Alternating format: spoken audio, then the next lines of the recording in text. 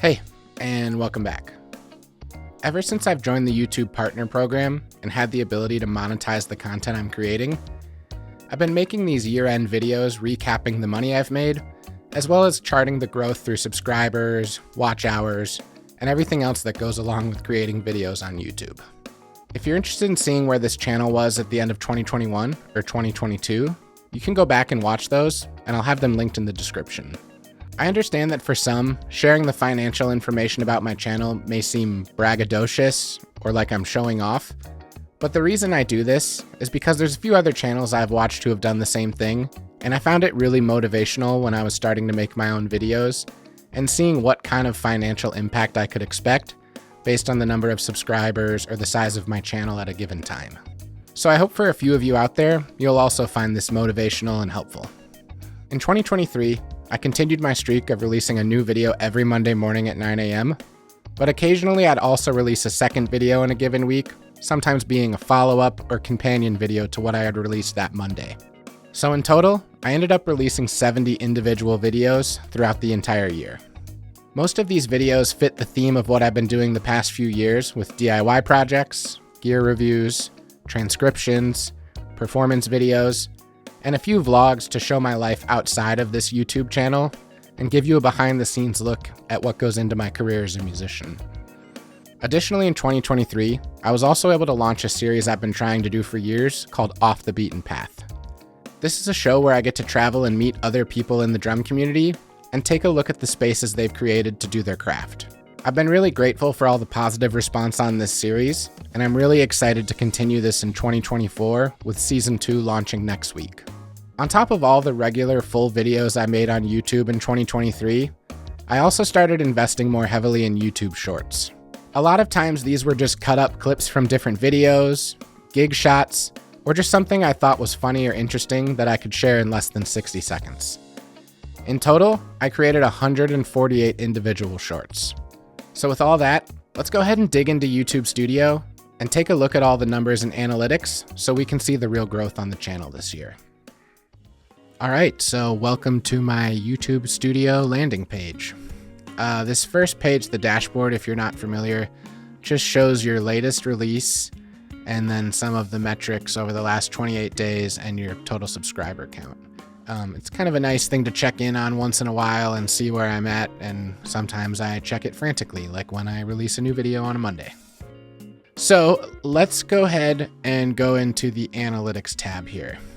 Now, once you get here, it'll automatically default to the last 28 days or 4 weeks, but let's go ahead and set it to 2023. Okay, so looking here at the whole year, almost 1 million views. I remember in January, I passed my first 1 million views total for the last 10 years of my channel or whatever. So it's kind of crazy to think that in that time, I've almost gotten another 1 million views.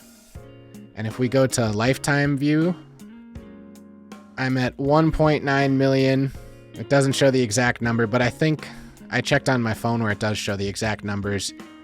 And I have something like 70,000 views to get to 2 million. So hopefully sometime in January, I'll cross that threshold. In 2023, I also got 50,000 watch hours. Now the requirement for YouTube to be monetized is a minimum of 1,000 subscribers, which once you pass that, you're pretty much golden for life. You also need to actively maintain 4,000 watch hours in a calendar year. So for now, that's not really an issue for me, but when I first got 1,000 subscribers, that was the issue that held me back from getting monetized at first. If we scroll down here, we can see the top content on my channel over the last year. The biggest one was in the spring, a video I released in 2022, kind of got pushed through the algorithm and went from something like, 2,000 to 3,000 views, but now it's sitting at 157,000 views. I think this is a great reminder that even if a video isn't successful when you first release it, it doesn't mean that the life of that video is over.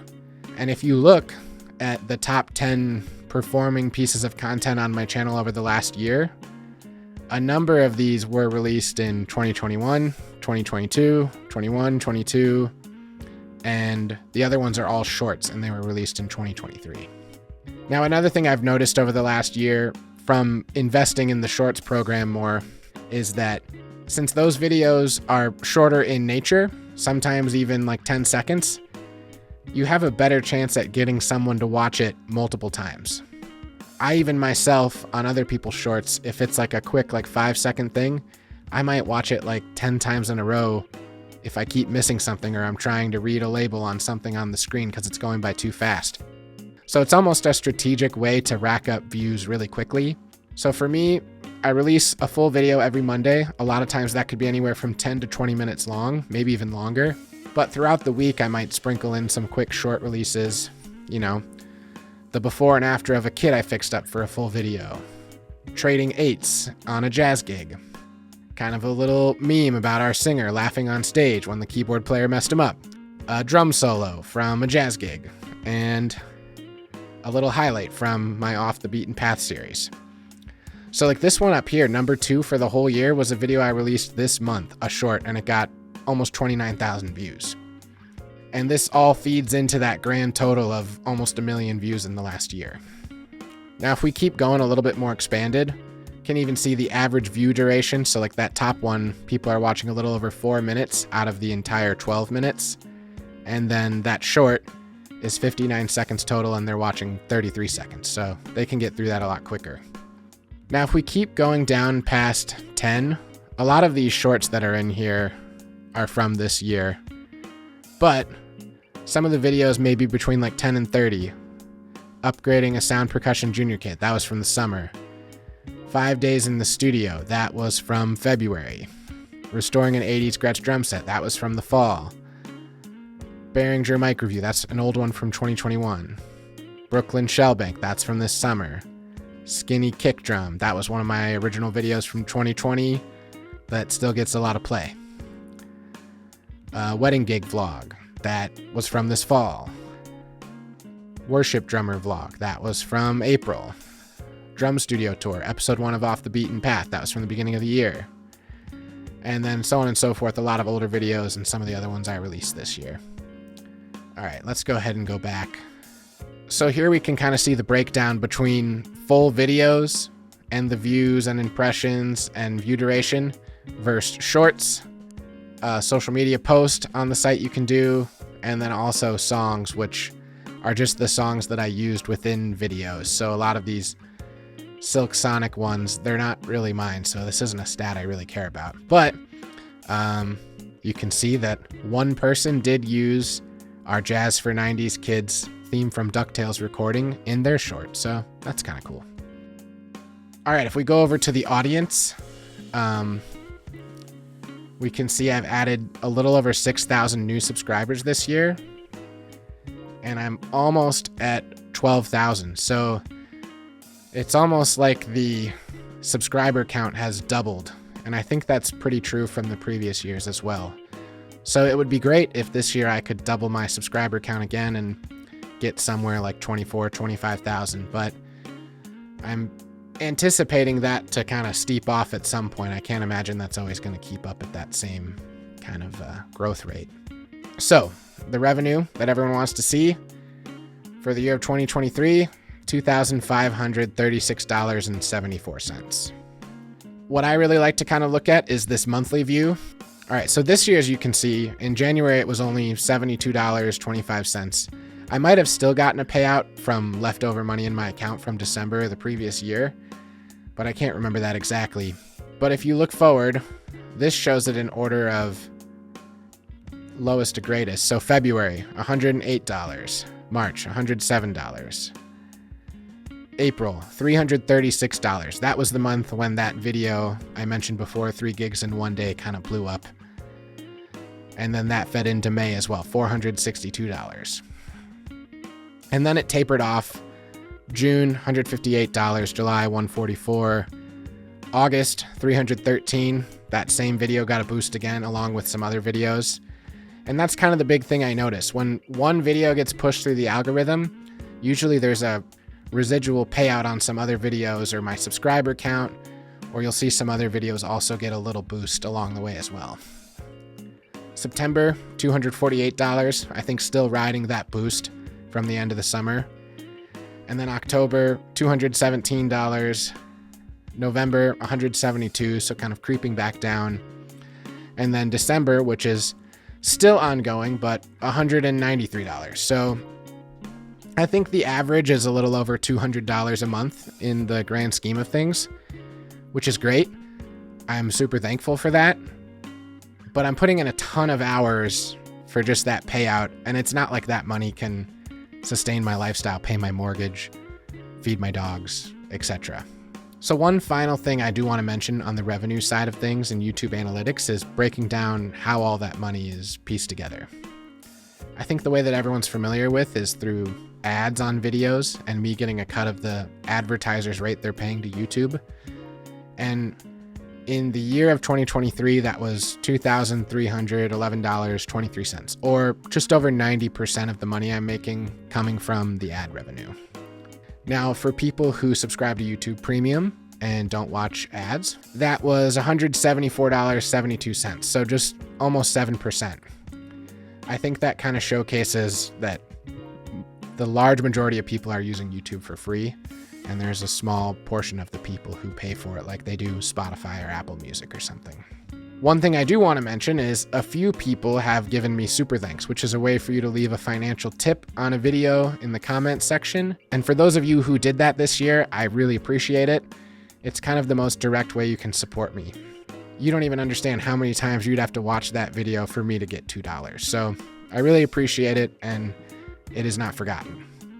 That added up to $30.86, just over 1%. And then finally, the Shorts feed ads.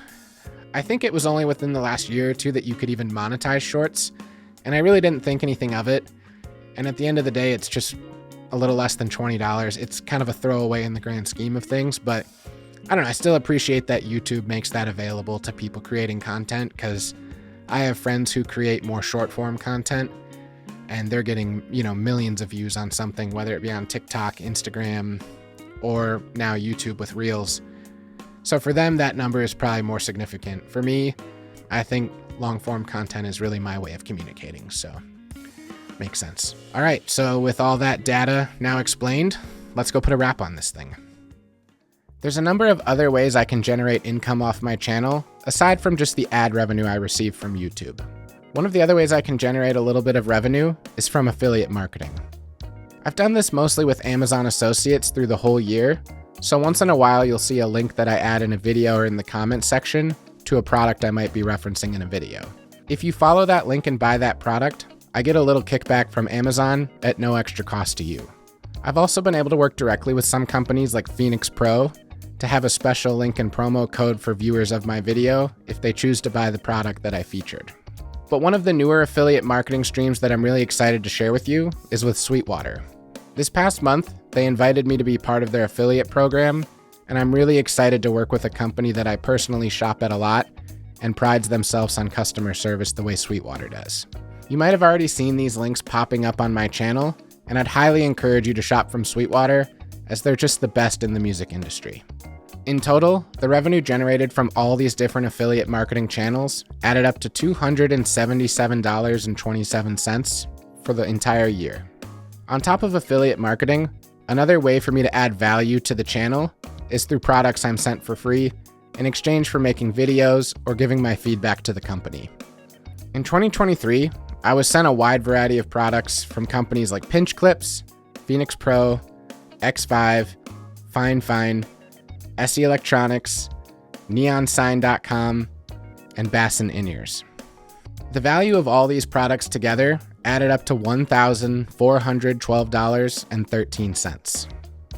I've debated if I should include these sorts of gifts in kind as revenue generated from the channel, as it's really not cash in my pocket, but just products I'm sent for free. But in past years, I have included these, and I do think there is value there. One of the other more direct ways that my viewers can support me is by sending me donations through PayPal and Venmo in exchange for PDFs of the transcriptions I create. I think 2021 and 22 were probably the biggest years for my transcriptions, mostly based off the Silk Sonic ones I did, but I still get requests pretty regularly, and I've added a number of new transcriptions this year. In total, those donations added up to $340.53. The final revenue stream that I have from YouTube in 2023 is some of the career consulting and online lessons I've been able to do based off of people finding me through YouTube. I enjoy teaching lessons, and it's something that makes up a big part of my career as a freelance musician, but it's really nice to be able to connect with people from far away and still be able to share my experience and help them along in their journey. In total, these lessons and consultations added up to $185. Now, on top of all these that I consider to be direct revenue streams from YouTube, I think there's also a few other benefits that I should mention here before giving you the grand total. I've had the opportunity to work with some really notable educational websites and drummers doing transcriptions for them, and I know that that work is completely based off the transcriptions I've put out there on YouTube for you all to see. In 2023, that ended up being a pretty significant part of my income over the summer, generating thousands of dollars.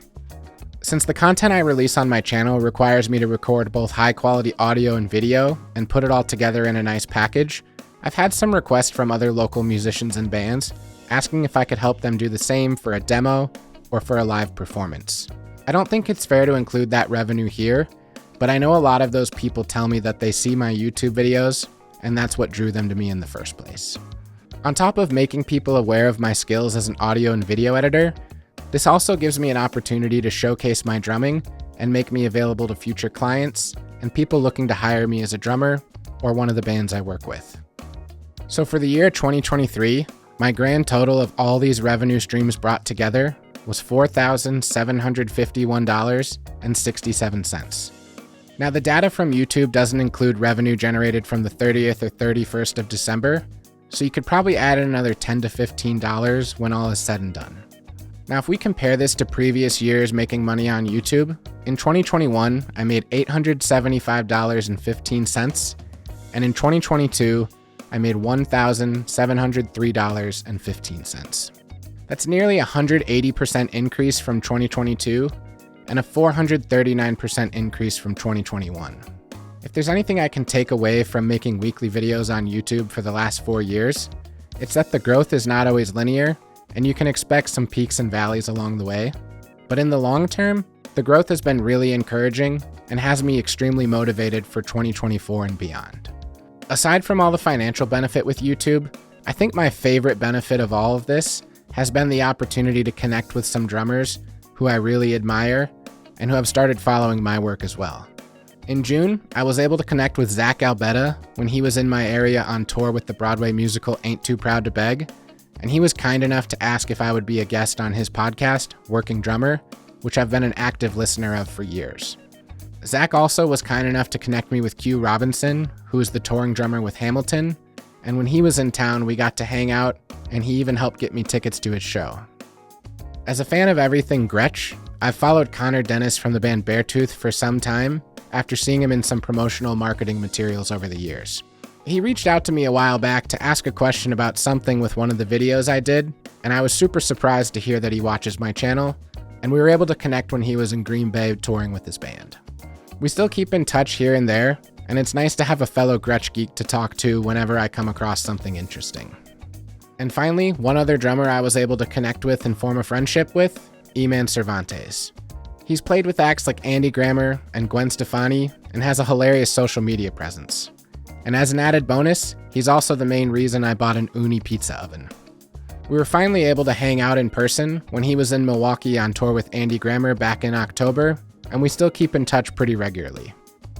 I really hope this video didn't come across as braggadocious to you, and I hope that if you're getting into content creation with the goal of making it a partial revenue stream, it was at least helpful. I view all of these videos as long-term stocks, with the hope for slow, consistent growth and revenue to help me out for years to come.